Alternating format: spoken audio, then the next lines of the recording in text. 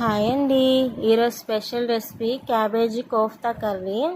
ఒక్కసారి ఇలా ట్రై చేయండి. క్యాబేజీ అంటే ఇష్టం లేని వాళ్ళు కూడా ఇష్టంగా తినేస్తారు, అంత టేస్టీగా ఉంటుంది. చాలామందికి క్యాబేజీ అంటే నచ్చదు కదండి, కానీ క్యాబేజీలో వాటర్ కంటెంట్ ఎక్కువగా ఉంటుంది. దీన్ని తీసుకోవడం వల్ల బాడీ డీహైడ్రేట్ అవ్వకుండా ఉంటుంది.